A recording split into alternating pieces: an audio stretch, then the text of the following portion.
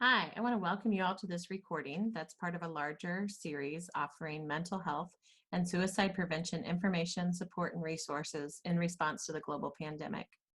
My name is Kelsey Schmitz, and I work for the University of Washington at the School Mental Health Assessment Research and Training Center, or SMART Center, as the School Mental Health Lead to the Northwest Mental Health Technology Transfer Center. Our center is located in Seattle, Washington. In response to the critical need for information during and after the global pandemic, a group of organizations based in the Northwest region have quickly formed an alliance to join together to co-develop, co-deliver, co-sponsor, and co-brand content, resources, and other information. In an effort to bring together in one spot a wealth of relevant information and access to school mental health experts, the Northwest MHTTC and the UW Smart Center are partnering with Forefront Suicide Prevention Center, Drs. Jim and Liz Mazza, the Association of Washington School Principals, Northwest Positive Behavioral Interventions and Supports Network, Sound Supports, and Well Educator to bring you the Wellbeing Series. If you'd like to learn more about the Wellbeing Series, please visit our Wellbeing Series webpage and learn about the other events that are planned. All the events are free and anyone's welcome to join. If you have any questions, you can reach out to my colleague, Megan Lucy. As I mentioned, we're part of the National Mental Health Technology Transfer Center Network. This network is funded by the Substance Abuse and Mental Health Services Administration and includes 10 regional centers, a National American Indian and Alaska Native Center, a National Hispanic and Latino Center, and a network coordinating office. If you're interested in reaching out to the Northwest region, where we support the workforce development of school mental health professionals in Alaska, Oregon, Washington, and Idaho, you can find information for how to email us, how to visit our website, sign up for our newsletter, and connect with us on social media. Now we hope that you will join us to go into the living room of Drs. Jim and Liz Mazza with their family as they teach their kids the basics of emotional regulation and specific skills such as mindfulness, distress tolerance, and interpersonal effectiveness, essential skills at any time, but even more critical during COVID-19. We hope you'll tune into this lesson and the other lessons that are scheduled to help your kids and your family reduce conflict and keep this pandemic in perspective. If you're interested, here's the weekly schedule. All lessons will be recorded and posted to YouTube. You can also watch these on YouTube Live by subscribing to the DBT in Schools YouTube page. We also invite you to join us on May 19th and June 16th for a session live with Drs. Jim and Liz Mazza. These sessions require registration, and you can get those registration links as well as information about the rest of this series by visiting the website at the bottom of this slide. We hope you enjoy this lesson. Good morning, everybody, and good afternoon to you, depending on where you are watching us from. I'm Liz Dexter Mazza, and I'm so excited that you are here for today's class for DBT Steps A Student Skills for Surviving and Thriving During COVID-19 and Beyond. We started this class a couple months ago as a way of teaching social-emotional learning to all the students and families who are doing school from home during this time. I am one of the curriculum developers. You've got my kids here. We'll introduce them in a minute, along with Jim, my husband and curriculum developer here. I am Jim. He'll be teaching in a little while. Today's class is all the lessons come out of the DBT Skills in Schools Social-Emotional Learning Curriculum Manual that we developed and work with lots of schools around the world to implement. And so we wanted to make sure if we were going to be teaching our kids social-emotional learning, that you had an opportunity to get these too. And I have a couple of really exciting announcements. We just wanted you to have this information now, and then we'll make it again at the end of class today, is that both Jim and I will be doing a live Q&A coming up on Tuesday, May 19th, and again on Tuesday, June 16th, at this usual time of our Steps A class from 10 to 11 a.m. And we'll be there to be able to focus on answering any questions you have about parenting and education and how we're going to prepare ourselves with these skills for this period of time through the summer and when we go back to whatever school might look like in the fall. So we hope you'll join us there. You can register for that Q&A webinar at our website, www.dbtinschools.com. And then also every Monday, Wednesday, and Friday morning at 7 a.m. Pacific time, you can find Jim and I on Facebook Live with our Parenting Through COVID-19 live stream. So we hope you'll join us there, continuing to just get information. Our goal is to figure out how do we raise emotionally resilient kids with mental wellness and resilience during this time. So thank you for joining us. One other thing really excited about the webinars is that they are co-hosted with us and 2 other organizations, through Forefront and Suicide Prevention out of the University of Washington, and the Northwest Mental Health Technology Transfer Center, also out of the University of Washington. So please come and join us and ask all your questions. Without further ado, I want to introduce you to our class today, which we are very fortunate that I get to hang out with them all the time, and hopefully you'll enjoy hanging out with them during this time as well. I'm Ashton, I'm 12, and I'm in 6th grade. I'm Grace, I'm 8, and I'm in 2nd grade. My name is Jackson, I am 13, and I am in 7th grade. Fantastic, great. And who do we have? Anybody chime in on who we have with us at home today watching? Nothing yet. Okay, great. So all of our classes, we start off with a mindfulness lesson where we practice the mindfulness skills that are core to all of the skills that we use. And today we're going to do an exercise that we're going to focus on observing sensations and noticing our urges to move without acting on them. We're also going to, as we do this, that's the primary mindfulness skill we're practicing. We're also going to practice participating, going all in the moment without judgment, right? So noticing if any judgments go into your mind, thinking maybe this is stupid, or I don't want to do this, or I look silly. I want you to notice that urge and not act on it. And then keep doing the activity. So what we're going to do, and I want you guys to all do this at home with us also, is we are going to practice. We're going to start out for about 30 seconds or so, moving our bodies really fast. You're just going to wave your arms, move your legs, move them all around. And then I'm going to say, and freeze. And in that moment of freeze, wherever your body is, make sure you've got 2 feet on the ground during it so you don't have to stand up like this, right? In that moment of freeze, I want you just to notice and watch the sensations that occur throughout your body, in your arms, into your fingertips, your legs. And you might have some urges to move, and I want you to not move. I want you to just notice and follow the sensations. Watch them. And then I'm going to have us start again and do it one more time, and then we'll stop and notice again on that. Right? And so we're practicing observing the sensations and not acting on the urges to move during the freeze points. Do you guys have any questions on that? All right, you ready to go all in? Oh, come on. Are you ready to go all in? Yeah! Thank you. Are you guys ready to go all in and participate? Yes. Okay, stand up.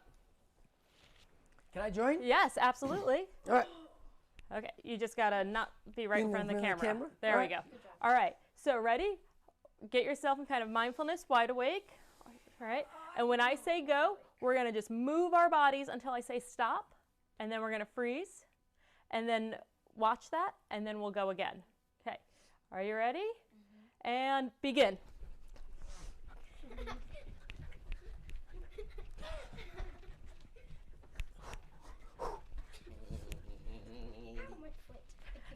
And freeze. Notice the sensations.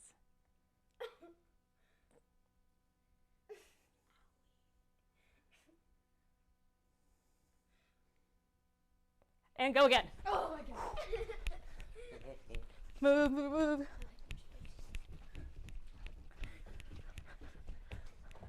Getting your exercise in, Ashton? And freeze.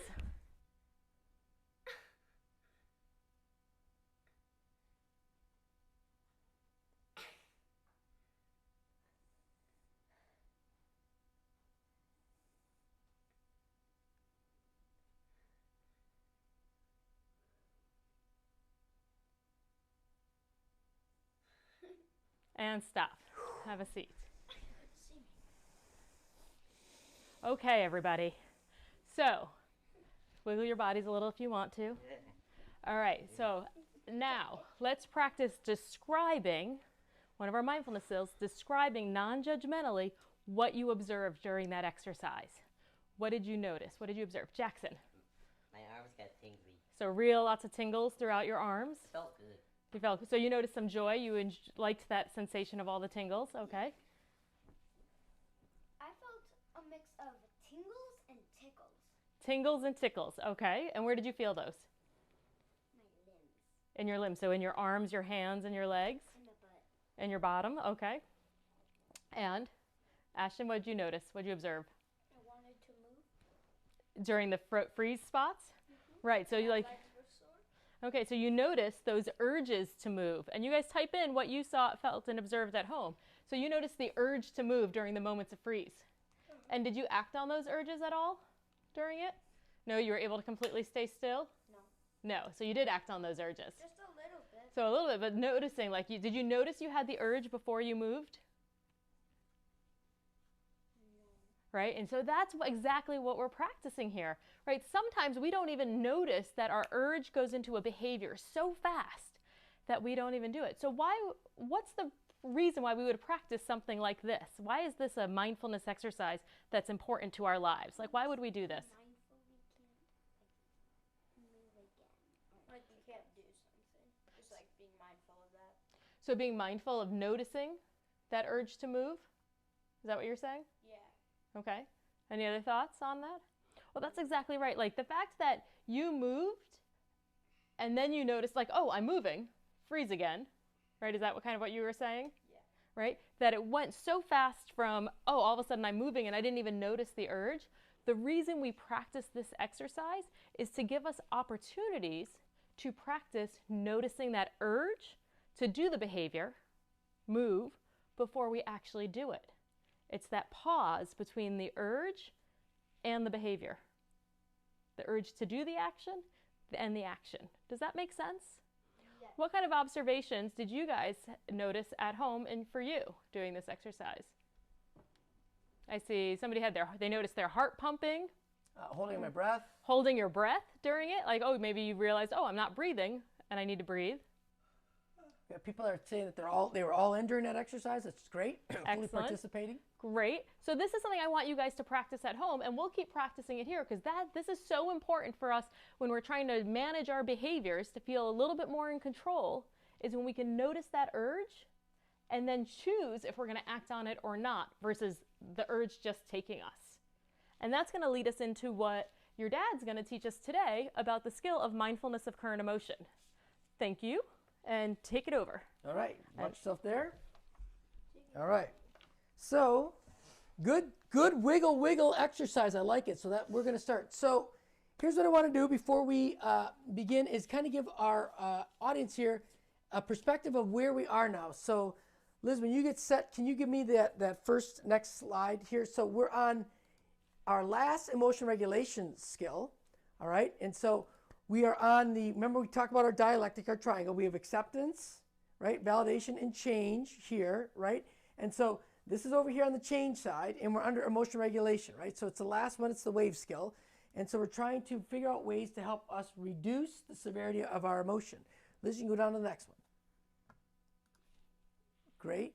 And so keep in mind, I talked about this a week ago when we were talking about checking the facts, right? If the facts didn't fit, we were doing what? The short term. Well, so hold on a second there. So the short term is going to be a crisis survival. I'm going to get there. Opposite action, right? If the facts do fit, we were going to do problem solving and now what's called the wave skill, all right? So that's where we are. So now the facts do fit. Our emotion does fit the facts. We talked about that, right? And so now we're going to what's called the wave skill, or officially it's mindfulness of current emotion. We're aware of the emotion that we have. We have to use our mindfulness skills to do that. Does that make sense? All right. So how many of you here in this past week experienced an emotion? I can think of yours, I can think of yours, and I can think of one of yours. What emotion did you experience and about, wait, let Jackson go. Happiness, playing with my friends. All right, happiness, so joy, playing with your friends. Grace?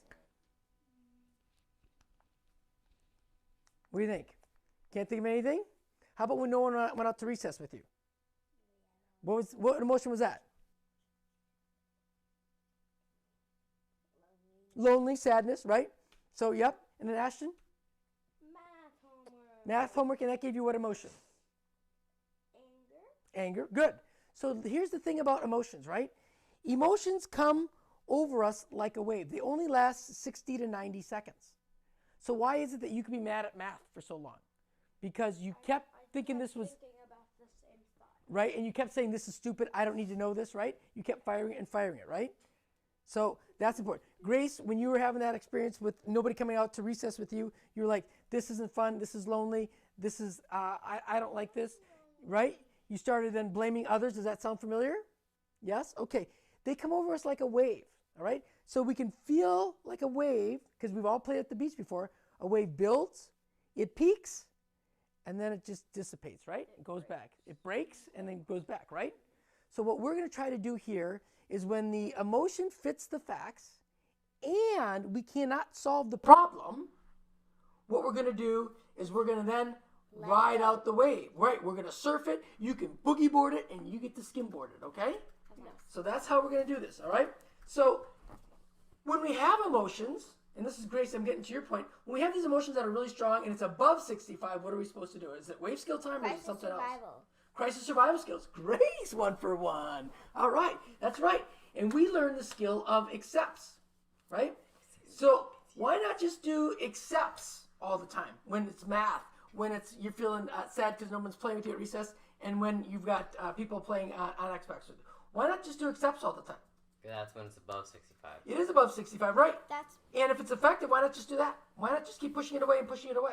Because then you're not Louder? solving it. You're not solving That's it. right. There's a 1 for 1. All right. You're not solving it, right? And so that's really important. not making We it can't go worse. through life keep pushing our emotions away and distracting ourselves. Remember, crisis survival skills were designed to what? Not make it worse. skills. 2 for 2. Anytime, Jackson, you want to get in there, you let me know, all right? So that's right. The crisis survival skills don't solve anything, right? So what we want to do is we want to figure out ways when we should use crisis survival skills when it's high, and other times when we want to learn to deal with those, our Emotion emotions as they are. regulation. That's right. We want to do our emotion regulation skills, Grace. Nice work. All right. So can each of you grab your clipboards, and you can let's grab our handout on 21.1. You have it on your clipboards. For those of you at home, this is on page 456, and if you're following along in the lesson itself, I'm going to be on page 254. All right. And so here's what we want to do here. All right. We want to figure out how do we notice when we're having an emotion, when we're experiencing it. What skills do we do to notice things? Mindfulness. Mindfulness, Grace, 2 for 2. 3 for 3. 3 for 3. Jackson, you're going to have to get in there. You ready? What mindfulness skills do we use to notice? Noticing, being in the moment. Wordless watching. Wordless watching is which skill? Perfect. What skills? It is a what skill? I'll give you one. It's an observe, right? Wordless watching is an observe. And then when we put words to it, it's called Describing. Observation. describing. Nice work. All right. Observing. That's okay. Good. I like it, right? So those are our observations of what our bodies are doing, right? So that's great. So here's the thing.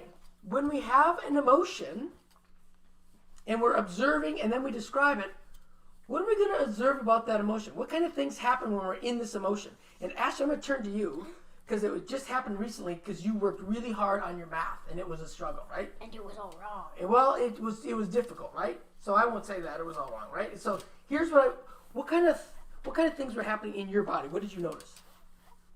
It was very, very annoying. Annoying. So that's a thought, right? That's a judgment. Great. That is 3 for 3. All right.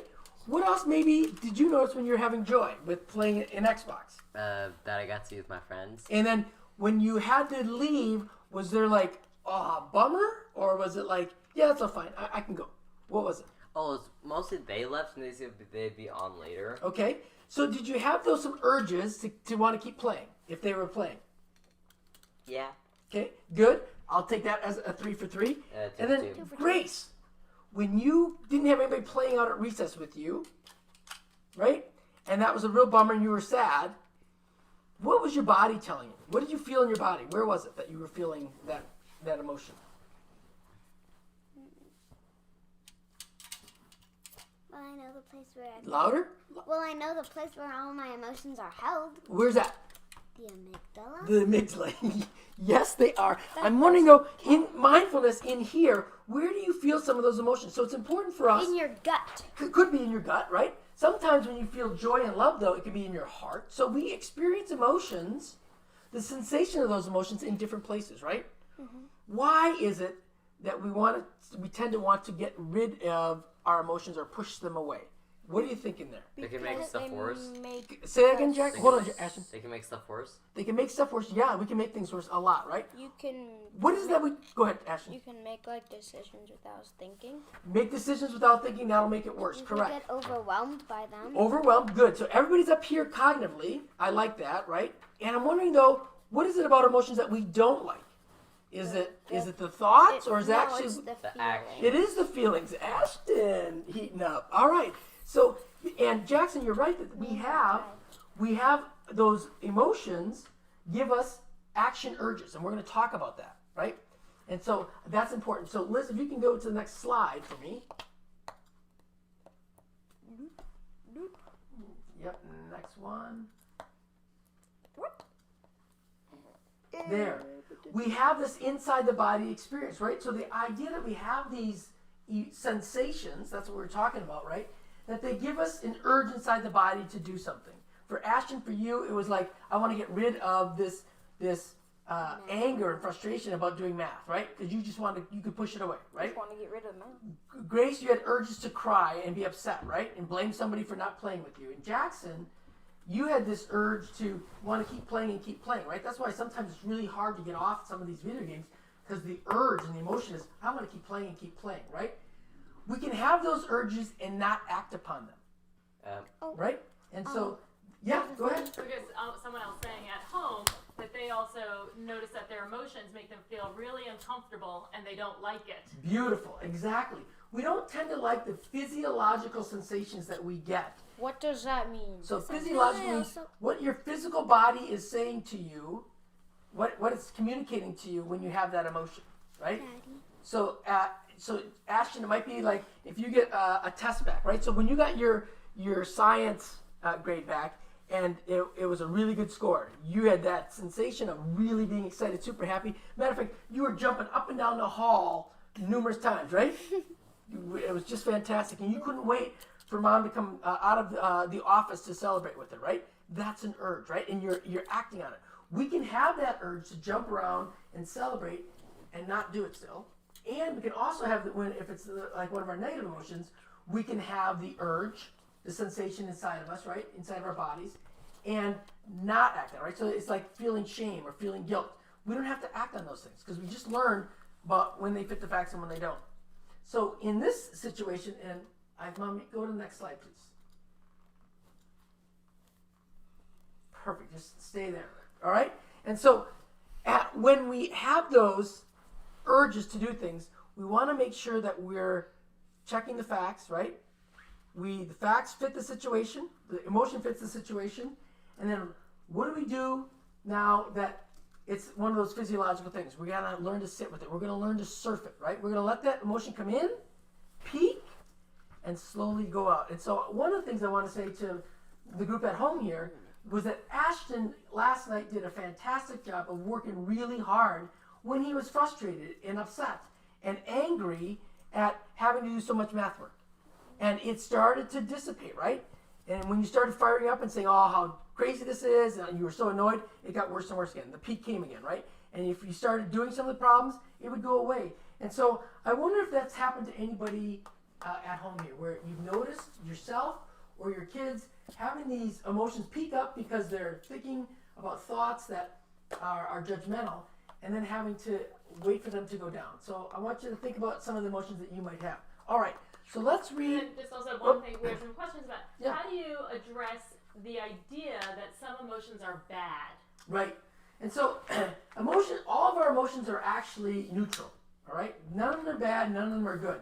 What we consider to be bad, or what we call negative emotions, are those that often give us a physiological feeling that we don't like as ourselves, right? Can you Some just people, say physical feeling? I can, thank you, Ashton, for the comment. Yes, so they give us a physical feeling that we don't like inside our bodies. It could be the butterflies in our stomach, it could be our heart racing, it could be us sweating, it could be like a dry mouth that we experience. So those tend to be things that we don't like, the physical sensations, right? And so those get associated with bad.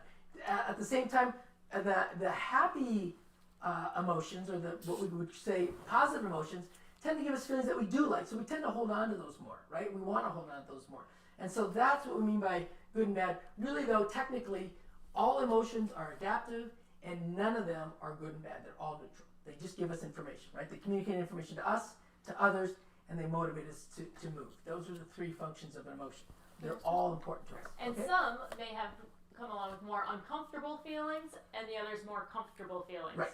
And so if we, for example, shame and guilt might come with some of the uncomfortable feelings. Joy and love might come with the comfortable feelings. All right? So great point. All right. So can I get Jackson, can you read 21.1 to me, please? Everybody. Yep, go ahead. Experience your emotions. Experience your emotions. When you have an emotion, observe it. Look at the wave. Okay, great. Step back and just notice it. I don't know what that one is. Okay. Get unstuck. Experience it as a wave, coming and going. Don't try to get rid of it or push it away.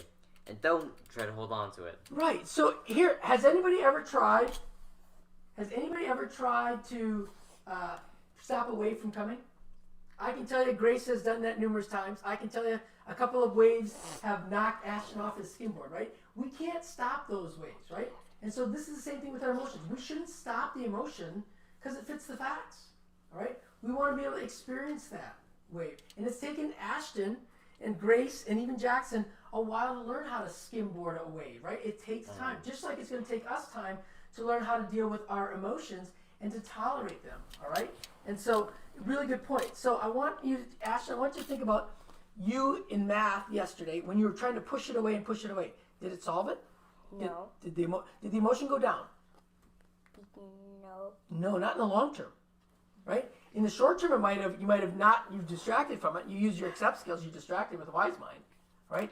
And when you came back from recess or it was after dinner, it was still there and the emotion was still strong. Okay, a question. What does it mean to get unstuck? What does unstuck mean? Yeah. And what do you mean by trying to stop the emotion? Yes, all right. I So, know what unstucking means. good, I was just going to call on you. So tell me what getting unstuck means. So, like, if you have an emotion and, like, you just keep thinking about it, you just keep thinking, like, over and over how bad it is, and, like, you just get stuck, and, like, you're not looking at anything else, you just get stuck on the bad things, and, like, it's all black or white, it's, like, all or nothing, and you just get stuck like that. So getting unstuck is, like, taking a break or something, or, like, actually looking at it, and then, like, looking at it at a different point, Right. and, like, yeah, getting unstuck. Correct. And we're going to cover dialectics, I think, actually next week a bit, right? And so getting unstuck is actually seeing the other side, not fueling the emotion with the thoughts like, this is stupid, I don't know why I have to do this. So it's kind of stepping back from the emotion and what it's telling you, right? And it's letting you observe the emotion and describe it, right? And so when we can observe and describe, we don't give it any judgment. One of our house skills that we taught, remember, was non-judgmentally. And I think Ashton, if I can use you for example, got stuck a little bit yesterday in judging that this is a really hard assignment. I don't like to do this. This is difficult. I don't ever have to do this. I don't need this, right? Got stuck judging and judging, which fueled that emotion, right? So stopping the emotion is not, we don't want to necessarily stop it because they're adaptive. What we do want to do is bring down the severity of the emotion so that we can now be functioning more adaptively, or what we'd say is more effectively. And Ashton was able to do that. And so even though he was working for like 90 minutes, almost 2 hours after dinner last night, he was much more effective in his math work when his emotion came down. He was less effective when his emotion was high. And that was beautiful. And so that's what he needed to do. All right. So from there, who can read the second box for me, please? Go ahead, Grace. Nice and loud. Notice where in your body you are feeling emotional sensations. Experience the sensations as fully as you can. That's exactly right. And Mom, great, you put that up there. So I put there for you, everyone back home, that notice where and experience the sensation. So notice where it is in your body and let that flow into you, just like a wave crashing over the beach. Let it hit you, right? Let it come over you and let it go away, all right? So because the emotion makes sense, it fits the facts, let it come in. Notice those sensations. Notice where you feel them, all right? And then let them dissipate. All right. What if it's a strong emotion? What if it's a strong emotion? Then the Great. wave knocks you over. And so Ashton says, what if it's a strong emotion, the wave knocks you over?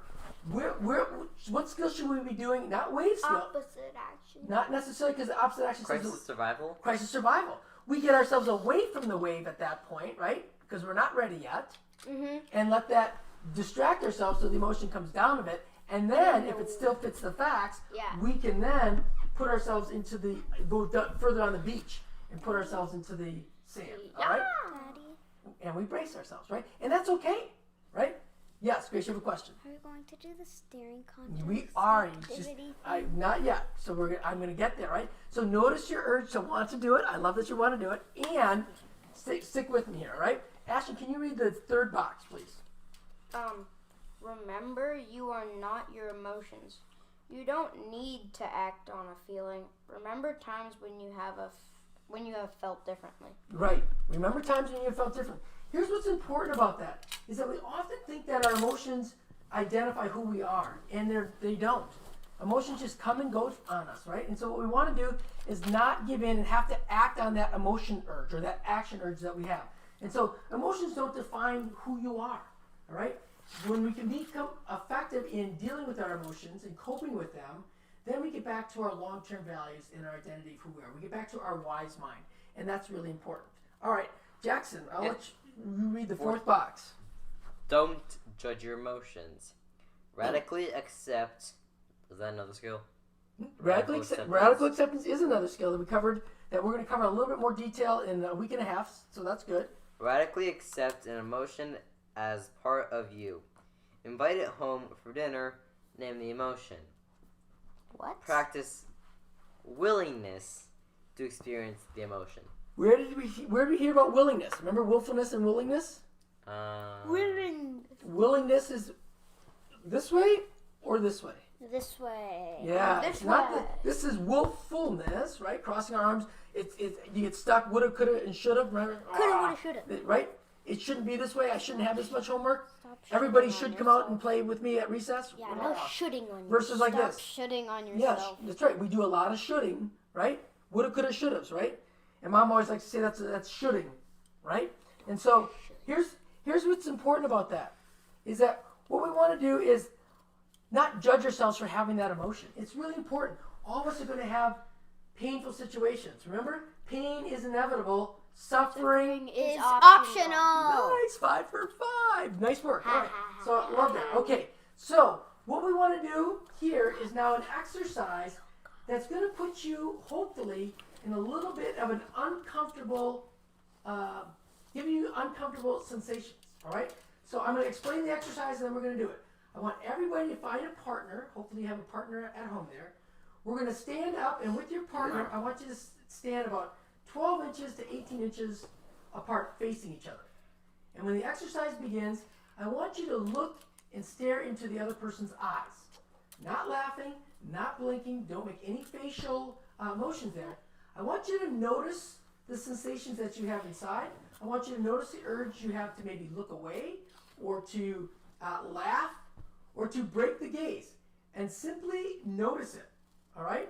And that'll be important. And so as we begin, so Jackson, you and I decided earlier that you and I are partners, so we're about the same height. If you've got a little one at home that's 6, 7, 8 years old, and you've got a parent there, maybe the parent's on their knees at this point, right? So that you can get a better eye level with your partner there, all right? And so Jackson, or Ashton and Grace, go ahead and stand up. So we're going to do this for about a minute. Mom, I'm going to have you give us the timer. Can we do that? And so, again, the exercise is standing, facing, come on up, Jackson. Come on over here so we can just show. So about 12 to 18 inches away.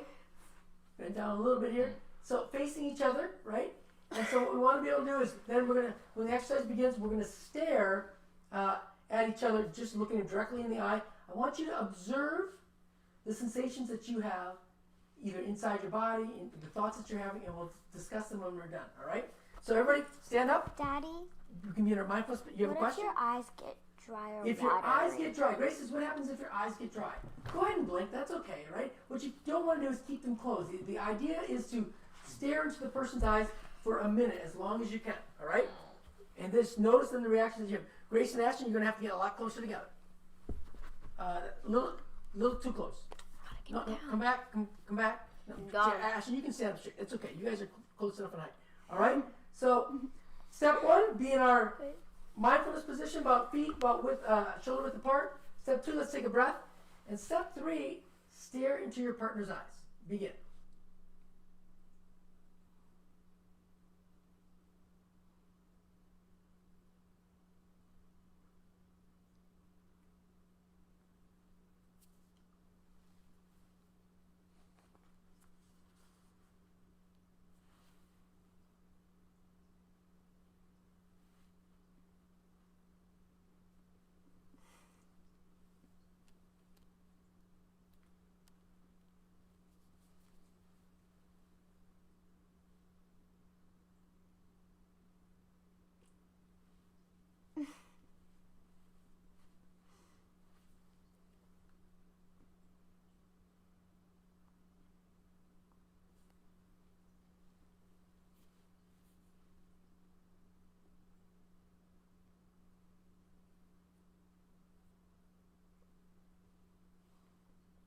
And stop. And stop. Great. Have a seat. Good, you guys have it. All right. So, hey, folks, tell us at home in the chat bar what that was like for you. What did you observe? What were the sensations that you observed? And I'm going to talk to my class here, my kids, and see what they noticed as well. All right? So, got someone trying to make funny faces. yeah. Yeah. So, and I don't know, did Ashton make any funny faces this time? Yes, he made so many funny. No, Yeah. I didn't. So, so notice that urge, right? And Ashton, He also made me laugh. notice I heard you laugh a couple times, right? And I know that you were trying to hold it because I could hear you breathing. So Grace laughed a couple times if you didn't hear her, right? And so, Ashton, what did you notice that your body was telling you? Sit this way, bud. Thanks. It's just very, very boring. So you thought it was boring? Okay. It's very, very What did you notice about was staring into Grace's face? Anything? creepy. She never kept a straight face the whole time. She was always like, So you noticed that. That's good. That's okay. Non-judgmentally, right? We don't have to be judgmental. So Grace couldn't keep a straight face. That was hard for her. I heard Grace laugh. Grace, what did you know about Ashton? What did you notice about his A face? little bit. No. Well, when I was watching him, it's a little bit creepy. A little bit creepy? Yeah, Okay. just looking into someone's eyes. All right. Jackson, what did you notice? turn you into That stone. it was challenging not to smile. Challenging not to smile? Yep. All right. I agree. I was impressed that you were very stoic. You were like, I am not going to smile, even when Grace started laughing. So I thought that was really impressive. I noticed my desire to kind of look away, right? I kind of like, okay, I've held Jackson's eyes long enough. You guys, And so, Grace your kept gaze going, was changing from eye to eye. yes, you're right. I went from eye to eye. Did anybody Grace else? kept going like this. Did anybody else change from eye to eye at home? All right. So we can, hopefully that gave you a sensation in your body of like, oh my gosh, I want to get some distance because you're in my personal space, and to notice that urge, and it'll go away. If we could have done that for 3 minutes, the urge to look away would have gone down, right? So that's that wave that we're talking about. All right. So the final thing that we want to do is think about things in our COVID-19 environment right now, and folks at home, all right, I want you to put in the chat bar and help us out, is that I put up some of the emotions that we've covered in opposite action up on the board here, all right? Liz is going to write in some of your responses and some of our kids. So when do we experience, what situations do we have that are happening for us right now where we experience sadness, and where do we experience the sadness? Where do we feel it? All right, so Jackson, let's start with you. So where here do you experience sadness? Of this COVID-19 last couple of months, where have you experienced sadness? Not being able to be with my friends. Okay, like- no friends, good. Well, So that's not true. Not physically being with not Missing your friends. missing your friends? Yeah. Okay, missing friends. And then Jackson, where have you felt that? Missing friends. Where have you felt that you're missing friends in your body?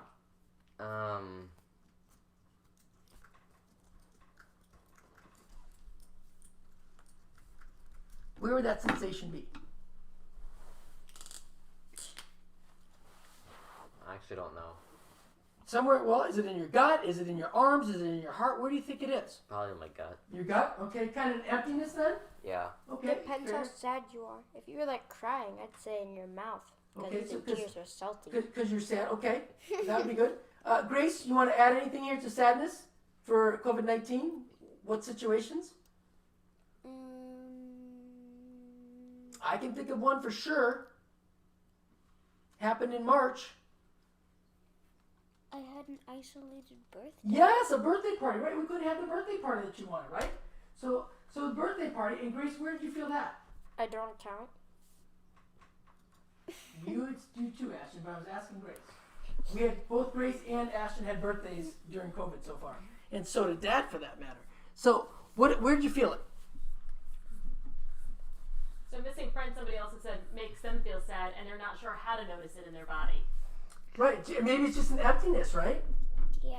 Okay. I don't Emptiness. know how to notice it. Okay. Sometimes, and we're working on that, right? So that's kind of our observe and describe. We're observing that there's an emptiness that's there. Emptiness. All right. Let's go to joy. What things have happened during COVID-19 where we experienced joy? More family time. So family time. Okay, great. Family time. And then Ashton, where in your body are you noticing that joy feeling for family time? In my heart. Okay, great. Heart. Jackson, you wanted to add something. That I get to talk to my friends more online. Okay, so online communication. Mm-hmm. I'm gonna Either go through text, Xbox party, game chats, or over FaceTime. Great. So where do you notice that though in your body?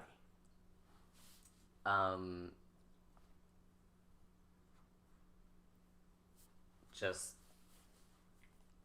Somewhere. Where do you notice it? And maybe About- go ahead. Ashton, let him go. I didn't What do you think? That was me. Sorry, Grace. Sorry, Ashton. Where do you think that would be? my Unsure. heart. Huh? Heart? Unsure.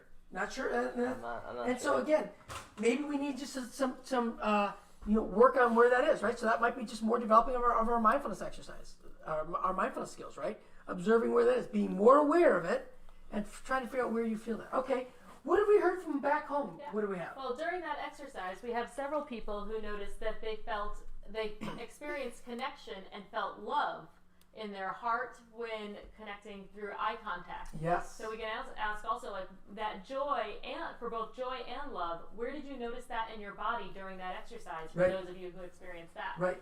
And so one of the things that I wanted to tell you is that we have, and if you could flip back to me here, that'd be, is that when I do this exercise at the university, we have them do this, I have 300 students who are strangers to each other. And so that experience of love is not there, right? So they're not partnered up in any way. So you're looking at a stranger's eyes for a minute, and so that usually produces a pretty uncomfortable type of That's feeling. weird. Right? Well, That's it's just the idea is to give you that sensation, right? All right. So I want to suggest that if this is new to you and noticing sensations and not even sure where you feel an emotion in your body, Yep. that over the next couple of days that's something you practice mindfully paying attention to so you can start gathering that information. Great. And then we'll post some information about what sensations often go with what skill, with what emotion. What sensations go? Okay, right. Okay, great. All right, let's just do two more, and then we'll call it good. All right. So anger. Somebody wasn't happy with math. I do remember that. All right. I wonder who that was. So, Ashton. So you want me to put homework down? Math. What do you want? Which one do you want? Homework. Okay. Homework. And Ashton, where do you feel the sensation of the anger? Where do you feel it? in my arm. Your arms get tense? Is that where it is? Yeah, and then I want to throw the pencil or break the pencil or do anything with that pencil. All right. So Anything your to arms, get your you arms going. hold some of that anger. Okay. Yeah. Others of you being angry? No. All right. I put the wrong color there. Okay. No. So let's go with love here then. Grace, let's go to you for love. What have you experienced during COVID that gives you the emotion of love?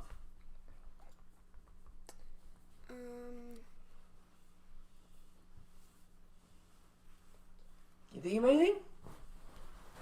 I know there's something, maybe cornhole? Cornhole, so we got some more family games. Okay, so family games, I like that. And then Grace, how do you Dragon know- Prince. Where do you, Grace, feel love in your body? Maybe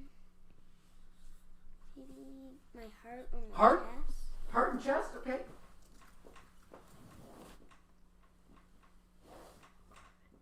And chest. All right. And so one thing, if I can make a comment that I think is important to notice, is that we can feel similar sensations for two different emotions. So we feel it in our heart for joy, and we can feel love in our heart area. And so sometimes it's just dialing in on where the sensation in your body is, and then going deeper into the model of emotions to our thoughts and our behaviors to figure out even more so what emotion I don't we're really having. pay attention to where it is. You don't pay attention, so that's something that we can work on, right? And so it might be kids that don't pay attention as well. So great. For the sake of time, I'm gonna move us down to the next slide. So thank you for participating. Appreciate it. And if you want to do that exercise at home and continue with the rest of the emotions there, that is fine. Why I'm bringing this up is because this is the last skill in emotion regulation. And hopefully you can see Liz circling the sensations or urges that the red asterisk is by the wave scale. This is where we were. Inside the body. People cannot see our behavior because we haven't given into the action urge yet. And the idea behind the wave skill is to, maybe if the facts fit, is to provide an opportunity just to experience that emotion without walking away, without yelling at somebody, without feeling the shame, right? And removing yourself. So that's where that skill is, all right? And so you can see here too in this diagram, we have the rest of the skills that we've learned so far in the model of emotion as well, where you can see opposite action over and outside the body. Liz covered the please skills and ABC, which are our vulnerability factors. We talked about problem solving. Mindfulness of current thought is down on the thoughts about the event. Mindfulness of current emotion, that's our wave skill, right? And then checking the facts and, crisis survival skill is the other one where we're trying to say, okay. It's above 65. Above 65, beautiful, Ashton. All right, with that, let's see if we can't do a little summary of what we have left. So here's what I hope that we covered today that you can take away, right? That when we have an emotion, one of the things, if we're below 65, is the first thing we do is, does it fit the facts, right? Does the emotion fit the facts? That's our first question. If it fits the facts and it's solvable, we should solve it. Yeah. If it fits the facts and it is not solvable, we go to wave skill, which is effective in helping us ride out that emotion urge without giving in. The wave skill helps us get unstuck, and that's really important, that we can not get stuck in the emotions and continue to have these thoughts that are feeding our frustrations. And then we want to make sure that we learn then to ride the wave, right? And so that'll be important so that we notice and experience. Just like you guys when you're boogie boarding or skimboarding, you're noticing that what that wave's doing and you're experiencing it, right? And so we want you to notice and experience those emotions without pushing them away. And that's such a key point. We don't want to push away those emotions because if we keep pushing it and pushing it away, is that effective in the long term? No, right?